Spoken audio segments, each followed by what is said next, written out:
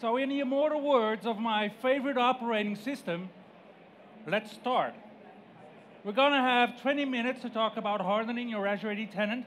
It's not that hard. It's not going to be really technical. It is going to be fast-paced. And the way that we're going through this topic is just, that's the first person already leaving, right? Oh, it's not that technical. I'm out of here. Cool. It's got to be a bit technical, not the marketing fluff or anything like that. And it's fast-paced.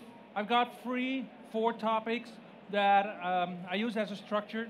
So we're going to talk about the secure score for identity, which is a new feature in Azure Active Directory since today. And it's in preview. It's about limiting privileged access because I feel that every default Azure AD tenant has got some access for non-privileged users that is actually some kind of privilege that you might want to limit if it's not in your business best interest. Then, of course, there's the limiting the privileged accounts, so the people that actually have to do stuff in your tenant and allow them to actually do that stuff and not anything more or less, but be able to be on top of that as an admin in your organization. And then, of course, we're going to talk about auditing your tenant. Now, as I'm talking to organizations, there typically seems to be only 3 types of organizations. And I've tried to categorize them with their answers in terms of, do you have an Azure AD tenant? And the most common response is, yeah, we don't have an Azure AD tenant. But that's wrong. Yes, you do. If there's any person in your organization that uses their email account to answer to any invitation for, I don't know, a Power BI dashboard or a SharePoint site, there's a Microsoft managed tenant for your organization already. And then there's the second type of organizations. And they say, you know what, we're completely in control. Oh, right. All right. And that's because they synchronize their on-prem Active Directory to Azure Active Directory. But even if you do that, there's certain attributes, like multi-factor authentication attributes, strong authentication details. There's no on-prem significant other for that. If your Azure AD tenant suddenly is gone, that information is gone as well. It's not sourced from Active Directory. It's just gone. So you're not completely in control. I'm sorry, buddy. And the third type of organization, and I love these guys, especially since I'm from Europe, so in terms of GDPR, these organizations have to tell you that, yeah, we manage Azure AD for our organization. And yet you have colleagues, I don't know where, that actually invite others to your organization's applications and services and resources in Azure AD. And now all of a sudden, you've got, I don't know, 1,000 B2B accounts from other organizations linked to your tenant that you're now responsible for. If your Azure AD tenant, for some reason or another, is gone, your business will have to recreate all that stuff. So there's a lot of misconceptions with organizations today that I feel that we could address better than we do with current marketing and current communications. So let's look at how we can do that. And we're going to look at Identity-Secure Score first. An Identity-Secure Score is a service to admins. So just a show of hands, who is the corporate admin or the global admin for their Azure AD tenants? Cool. So this is a present from Microsoft for you guys and gals. So what you can do is it will give you some smart recommendations to help you further your Azure AD tenant security. And it's smart, it's specific, it's actionable, it's measurable, it's realistic, and it's time-bound. So now you can actually show your manager, you know what, you come up with these crazy ideas, and Microsoft ranks that as 0.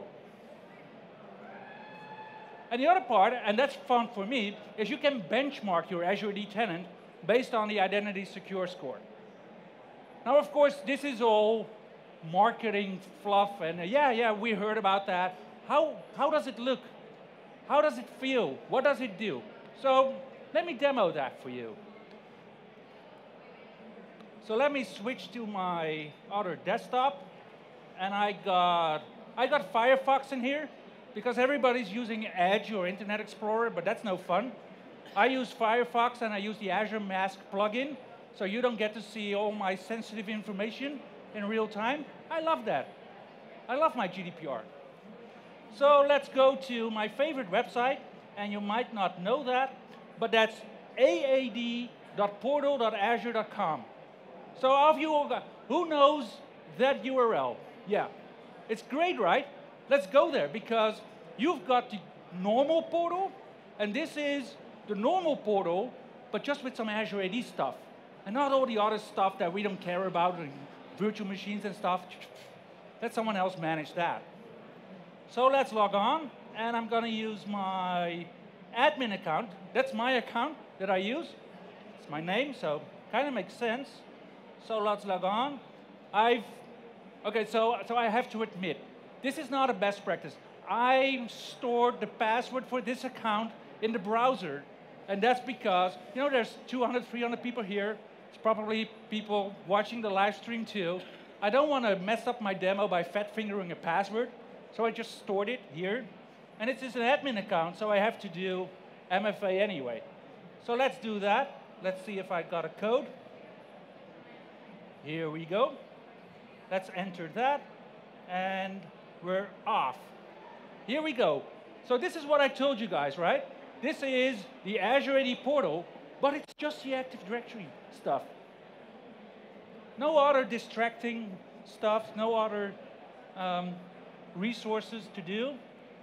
And while in the tenant, let's click on Azure Active Directory, and here we go. As you're a global admin, this is all familiar, right? From here on. Let's scroll a bit down, and here we go.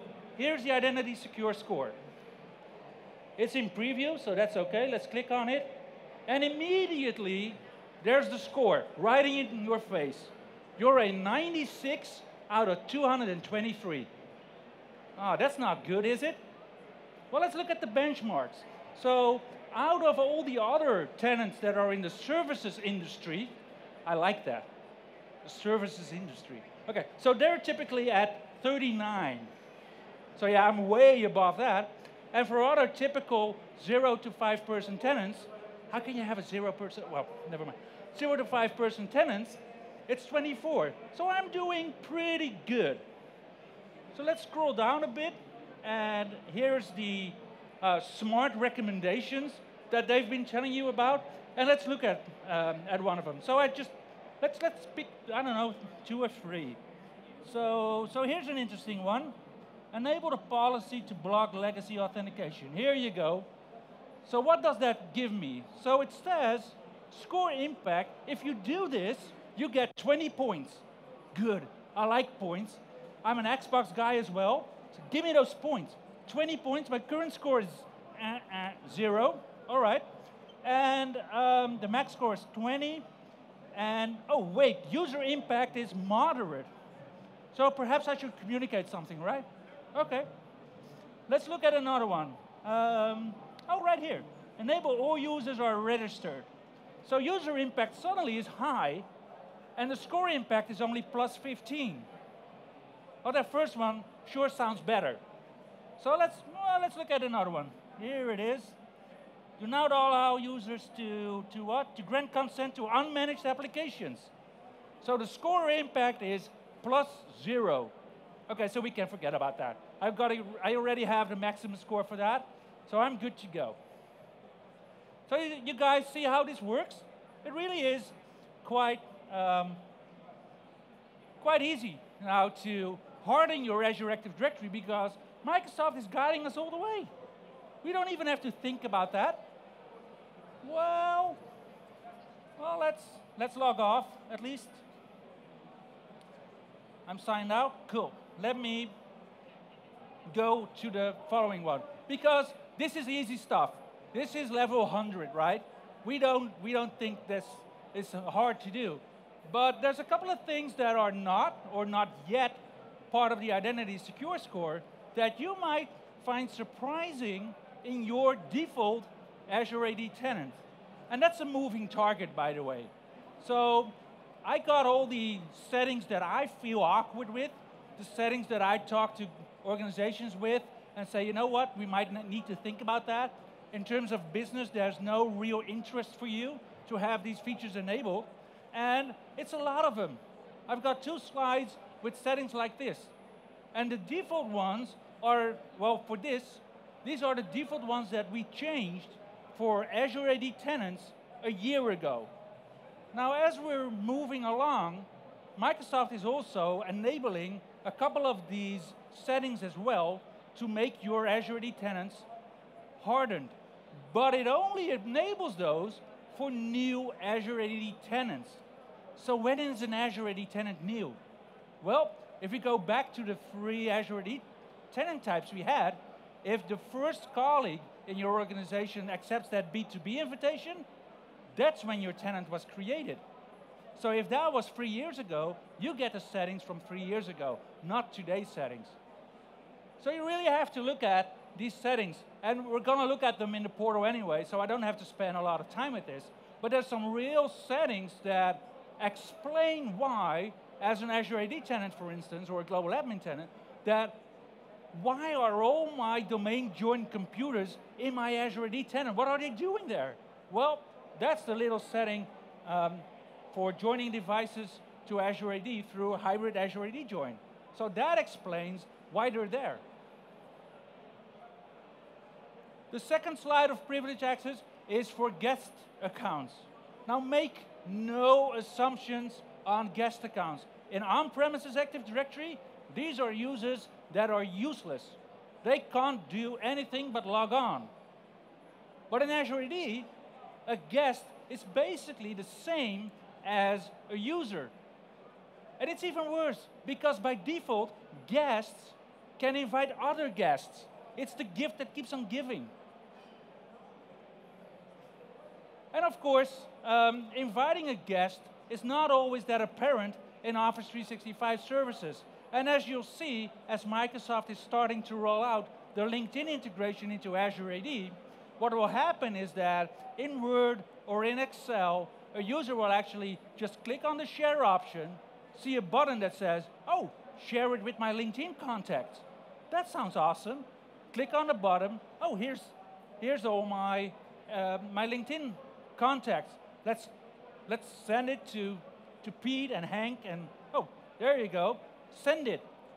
That stuff creates guests in your Azure AD tenant as well. So now you end up with thousands and thousands and thousands of B2B guests. Awesome. It's no wonder Azure AD has over 1 billion accounts now, don't you think?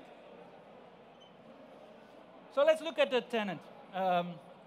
So what I'll do is log on, and yeah, this is where I have to explain a little thing. So there's 2 accounts, right, that I stored passwords with. It's my own account, and I have to admit, the top account is the account that I created for my cat. So my cat needs food. So I thought, you know what, with Alexa and Cortana, wouldn't it be wonderful if we just said meow, and there will be new food delivered to our doorstep? So I thought, you know what, my cat needs an Azure AD account, obviously. Now, as you scroll on the internet, what you'll find, and you know what, everything on the internet you read is true, so cats can be jerks. So who better than to use my cat as the malicious insider that is going to use one of their privileged accesses to find out what you could actually see in a default tenant that's not hardened with the boxes that I showed you earlier. So let's log on with Moby, my cat. And what you'll see is that Moby has all the information in the Azure AD portal just like that. There's not even a thing grayed out here. And if we look a bit deeper, if we click on Azure Active Directory, then yeah, here, the first gray items start to appear. That's hidden from view. You don't have to be there as a normal user. But there's a whole lot of things that are not grayed out. So what's up with that? Let's look at, let's scroll down a bit first. Let's look at user settings. right there on top. User settings. And what you'll see here is enterprise applications. We're going to view that later on. It's app registrations, so user can register applications. And even worse, restrict access to Azure AD administration portal. If I flick that switch as an admin, my cat won't be able to figure out all these settings anymore. So that is, to me, one of the basic hardening for Azure AD tenants. So let's look at what that tooltip said. So this is not a hit or miss process. If you want to, there's text from Microsoft that will guide you through what each of these switches will do. So you can read up on that. Some of these tooltips even have links, so you can even read even more and spend even more time not doing work, but reading. So that's always good. But let's look at the manage external collaboration settings as well. And there's no LinkedIn yet in this tenant, but there's a couple of things that, to my cat, is really interesting, because now he knows that if he gets the other cats in the neighborhood into the tenant, these cats can bring their cat friends too. So now the cats in the neighborhood can take over my tenant if they want to. So let's prevent that as well by just playing with these switches and doing that. Let's go back to Azure Active Directory and let's click on devices, because this is where a lot of organizations don't feel that they are in control the first time they actually see this list. So there's a couple of devices here. These are Azure AD registered, Azure AD joined, or hybrid Azure AD joined devices. So in typical organizations with Windows 10 devices and recent versions of Azure AD Connect, this list will feature all the domain joined computers in your organization by default. But we're not after that yet. It could be really useful information for insiders in your organization, but it's not that bad. So let's look at device settings, and this is where you see that these devices come from. Because by default, it says user may join device to Azure AD, and user may register device with Azure AD too. So what does these two options do, right?